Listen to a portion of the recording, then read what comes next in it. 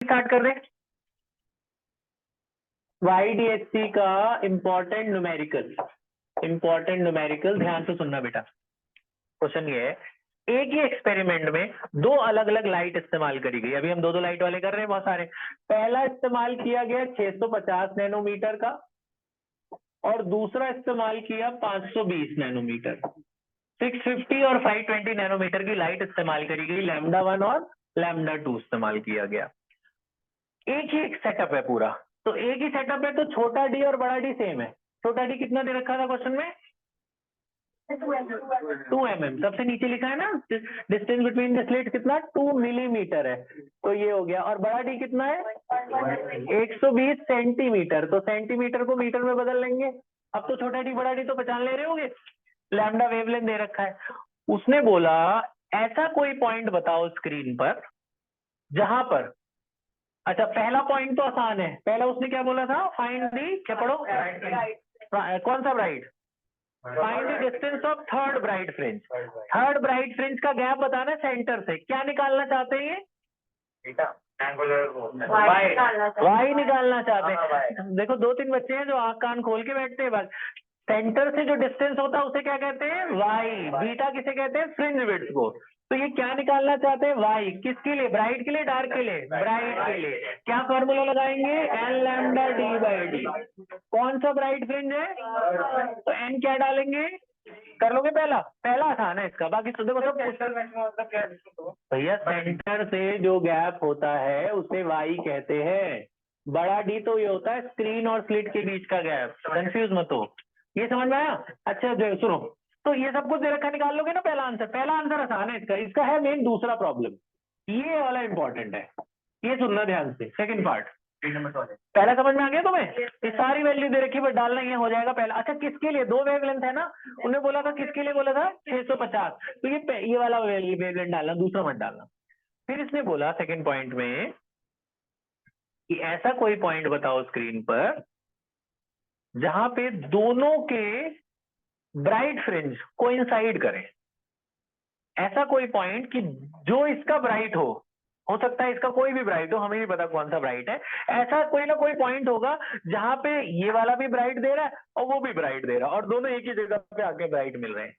इसका ब्राइट और उसका ब्राइट कोइंसाइड हो रहा है, तो वो कौन से डिस्टेंस पर है सेंटर से? समझ में आ गया एक बात क्या कहना चाहते हैं? ये कहना चाहते हैं कि पहले वाले का जो वाई है और जो दूसरे का वाई है सेंटर से, वो एक ही जगह पड़े।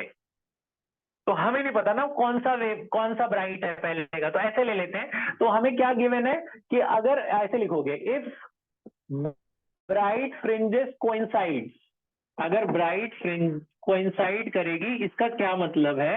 आप ऐसे सोचो ना खुद कि भैया ये था सेंटर वाला पॉइंट, ये वो था, इसका ब्राइट जहां पड़ रहा है, पहली वाली लाइट का ब्राइट यहां पड़ रहा है, तो पहले वाले के गैप को क्या बोलेंगे आप? वाई मानोगे ना। तो जो पहले वाले का वाई है वही दूसरी वाली लाइट का भी पड़ रहा है, तो उसका भी वाई वही है। दोनों का वाई कोइंसाइड कब करेगा? जब एक पे ही दोनों आ जाए ना ब्राइट भी। तो जो पहले वाला वाई है उसको हम y1 मानेंगे और दूसरे वाले वाई को क्या मानेंगे? y2। वाई अलग अलग हो सकते हैं क्योंकि वेवलेंथ अलग अलग है ना, इसलिए एक को y1 एक को y2। कोइंसाइड करेगा मतलब y1 किसके बराबर होगा? तो ये फॉर्मूला 2 बार लगाना है। पहले में n1 लैम्डा 1 अपॉन डी ले लेना, n1 लैम्डा 1 अपॉन डी ले लेना। दूसरे में क्या लेना? n2 लैम्डा 2 अपॉन में डी लेना। बड़ा डी छोटा डी सेम होगा क्योंकि सेटअप तो एक ही है, वो तो बदला नहीं। देखो छोटी डी से छोटा डी कट गया, बड़े डी से बड़ा डी कट गया। n1 n2 एक तरफ ले आओ, ये मैं पूरा कर दे रहा हूँ। क्या बचेगा यहाँ? Lambda 2 by lambda 1। ये नीचे गया, इधर आया। n1 n2 में हमें कुछ नहीं पता, हमें नहीं पता ना कौन सा ब्राइट इसका है कौन सा ब्राइट उसका है, तो ऐसे ही रहने दो। लैम्डा 1 लैम्डा 2 तो पता है, डाल दो। कितना है इसका?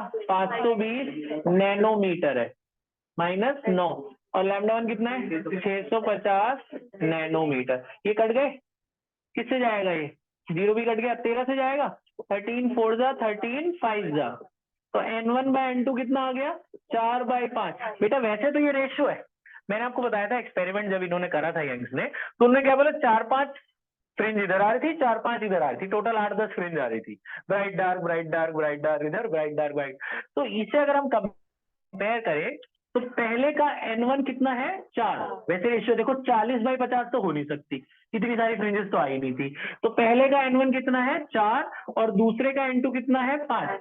माने पहले की 4th ब्राइड दूसरे के 5th ब्राइड के साथ जाके मिली होगी, पहले की 4th ब्राइड दूसरे की 5th ब्राइड के साथ जाके मिली होगी। तो हमें ये थोड़ी बोला था n1 n2 बताओ, उन्होंने बोला डिस्टेंस बताओ। अब डिस्टेंस निकाल लो, y का यही फॉर्मूला लगा दो। क्या फॉर्मूला होता है n लैम्डा d/d, कोई भी निकाल लो, चाहे y1 चाहे y2, है तो दोनों सेम ही। तो यहाँ n1 λ1 ले लो। देखो n1 पता चल गया 4, λ1 पता ही है तुम्हें, बड़ा डी छोटा डी भी दे ही रखा है, y1 जो निकलेगा वही y2 भी होगा, एक ही निकालना है। तो ये डिस्टेंस पूछा है उसने कि कहाँ पे दोनों कोइंसाइड करे। तो कभी कोइंसाइड वाला क्वेश्चन आए तो ये दोनों बार इक्वेट कर देना, एक में n1 ले लेना, दूसरे में n2। तो n1 n2 का ऐसे रेशियो निकलेगा तो वही वैल्यू ले लेना, क्योंकि ये सिंपलेस्ट फॉर्म ही है, 4-5 से ज्यादा फ्रिंजेस आएगी नहीं।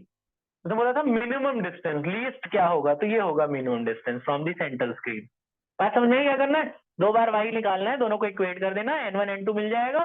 फिर इस n1 n2 में से कोई भी उठा के इसमें डाल दो, चाहे n1 डाल दो चाहे n2 डाल दो। तो मैंने n1 से ही y निकाल लिया, तो ये y ही पूछा है, डिस्टेंस पूछा है आपसे। आए समझ, कर लो, ये अच्छा क्वेश्चन है, एनसीईआरटी का एक्सरसाइज का है क्वेश्चन ये।